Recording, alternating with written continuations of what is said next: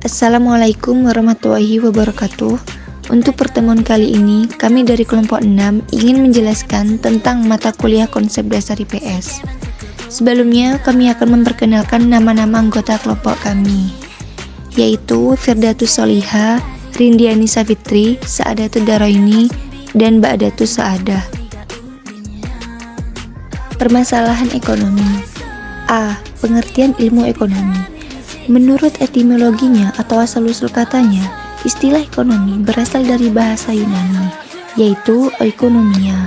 Istilah oikonomia merupakan kata majemuk dari dua kata, yaitu oikos dan nomos. Oikos artinya rumah dan nomos artinya aturan. Jadi secara etimologi berarti aturan rumah tangga. B. Kelangkaan atau keterbatasan. Kemakmuran manusia akan tercapai manakala semua kebutuhan hidup bermacam-macam dan beraneka ragam terpenuhi atau tercukupi. Terbatasnya atau langkahnya alat pemuas kebutuhan yang dihadapkan dengan kebutuhan manusia yang tidak terbatas merupakan pokok permasalahan dari semua masalah ekonomi. Dari kenyataan itulah yang mendorong munculnya ilmu ekonomi. C. Kebutuhan manusia. Menurut kepentingan, kebutuhan dibagi atas kebutuhan primer, sekunder, tersier. 1. Kebutuhan primer adalah kebutuhan yang mutlak harus dipenuhi karena untuk mempertahankan hidupnya, misalkan makan dan minum, pakaian dan tempat tinggal. 2. Kebutuhan sekunder adalah kebutuhan yang harus dipenuhi supaya dapat hidup lebih baik sebagai makhluk yang berbudaya, misalnya televisi, radio, dan lain-lain. 3. Kebutuhan tersier atau kebutuhan adalah kebutuhan tingkat lanjut setelah kebutuhan sekunder. Contoh, mobil mewah, rumah mewah. Menurut tujuan pemakaiannya, barang ekonomi dapat diklasifikasikan menjadi barang konsumsi dan barang produksi. A. Barang konsumen adalah barang-barang yang dapat memenuhi secara langsung seperti makanan, pakaian, sepatu, rokok, dan sebagainya. B. Barang produksi adalah barang-barang yang merupakan alat pembantu dalam proses produksi seperti mesin-mesin mobil, batu bara, tenaga listrik. Menurut sifat pemakaiannya, barang ekonomi dapat diklasifikasikan menjadi barang substitusi dan komplementer. A. Barang substitusi adalah barang-barang yang dapat saling menggantikan pemakaiannya, seperti mentega dengan minyak atau beras dengan jagung. B. Barang komplementer adalah barang-barang yang pemakaiannya harus bersama-sama, seperti gula dengan kopi, mobil dengan bensin. Menurut sifatnya, barang ekonomi dapat diklasifikasikan menjadi barang konkret dan barang abstrak. A. Barang konkret adalah barang-barang yang dapat dilihat, seperti meja, rumah, dan beras. B. Barang abstrak atau jasa atau pelayanan adalah sesuatu yang tidak dapat dilihat, tetapi tetap memenuhi kebutuhan, seperti nasihat dokter, hiburan, dan nasihat. D. Alat pemuas kebutuhan manusia. 1. Pengertian alat pemuas kebutuhan manusia.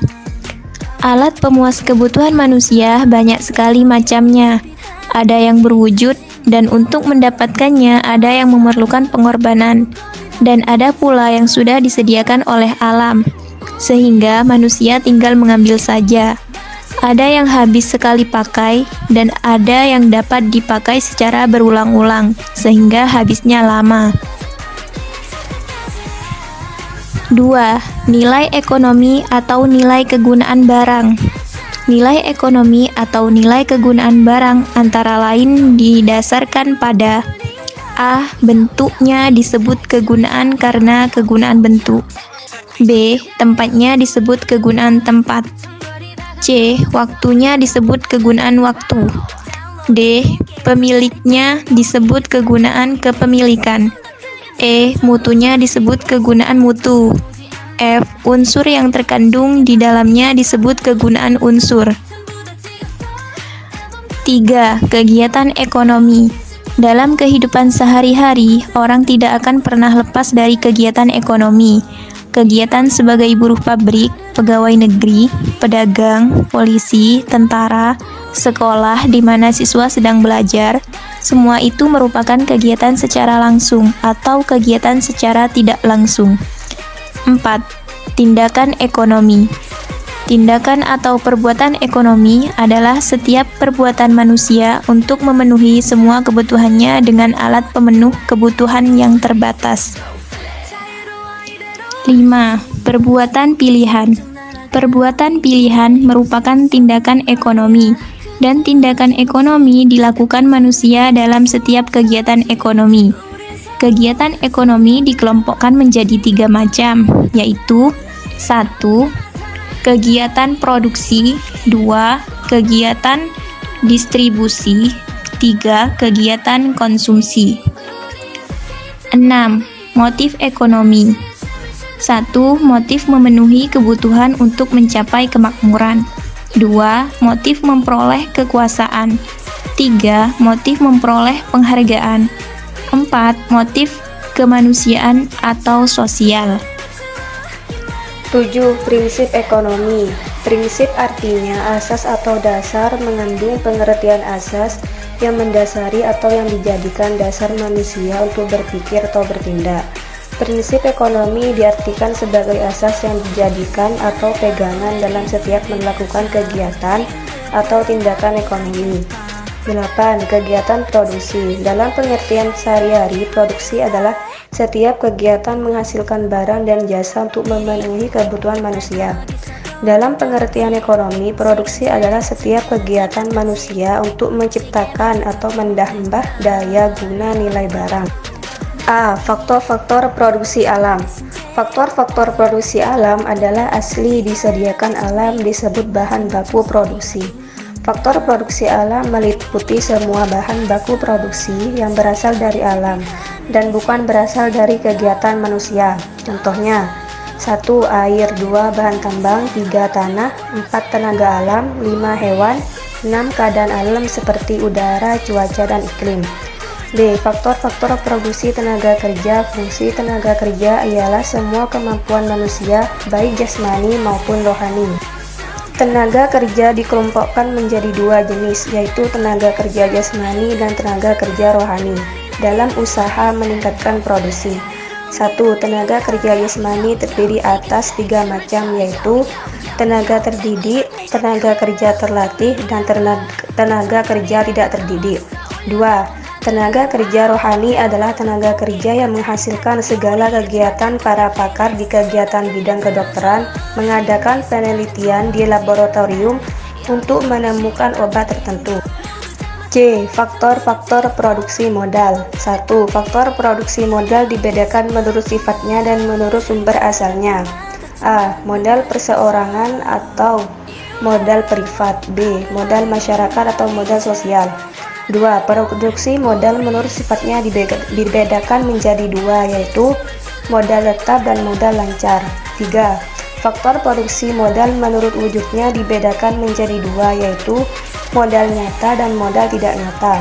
4.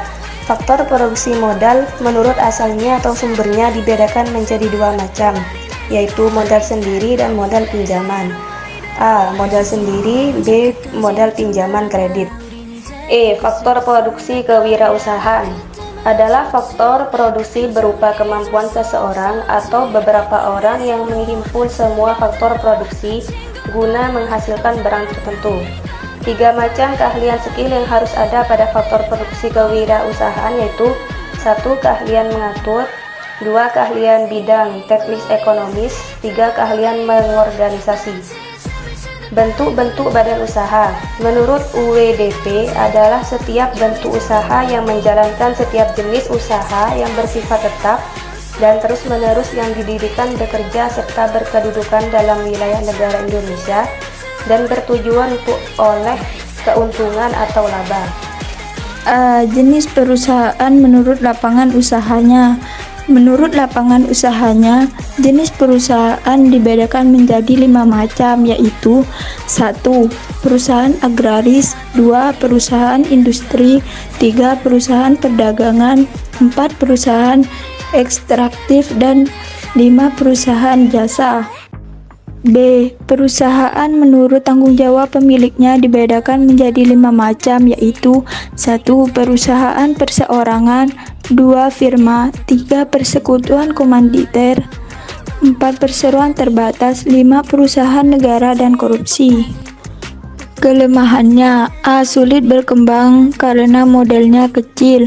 B. Jika perusahaan rugi atau bangkrut akan ditanggung sendiri oleh pemiliknya. C. Maju mundurnya perusahaan tergantung kepada pemiliknya. Jika pemiliknya meninggal, ahli waris yang melanjutkan harus melanjutkannya. Kekurangan dari koperasi: 1. Tingkat kesadaran anggota masih rendah, sehingga loyalitas pada koperasi menjadi kurang. 2. Kesulitan memilih anggota yang profesional, saling curiga antara anggota dengan pengurus masih tinggi. 3. Manajemen koperasi masih lemah. 4. Koperasi masih belum mampu bersaing dengan badan usaha bukan koperasi. 5. Perusahaan negara. Perusahaan negara adalah semua perusahaan dalam bentuk apapun dan bergerak pada bidang apa saja yang sebagian besar modal atau seluruhnya merupakan kekayaan negara, kecuali dengan ketentuan lain berdasarkan undang-undang. 6. Berdasarkan Undang-Undang UU Nomor 25 Tahun 1992 tentang Perkoperasian, pada pasal 1 dijelaskan, koperasi adalah badan usaha yang beranggotakan orang seorang atau badan hukum koperasi dengan melandaskan kegiatannya berdasar prinsip koperasi, sekaligus sebagai gerakan ekonomi rakyat atas asas kekeluargaan.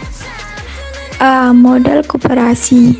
Permodalan terdiri dari modal sendiri dan modal pinjaman. 1. Modal sendiri adalah modal yang berasal dari anggota. Pasal 41 ayat 2 UU Nomor 25 Tahun 1992. 2. Modal pinjaman adalah modal yang berasal dari pinjaman baik dari anggota koperasi lain, bank, penjualan surat berharga, dan sumber lain berharga. B. Jenis-jenis koperasi. Berdasarkan aktivitas dan kepentingan anggotanya, koperasi dibedakan menjadi 3 macam, yaitu koperasi produksi, koperasi konsumsi, dan koperasi jasa. Menurut tingkatannya, koperasi digolongkan menjadi 4, yaitu koperasi primer, koperasi pusat, koperasi gabungan, dan koperasi induk.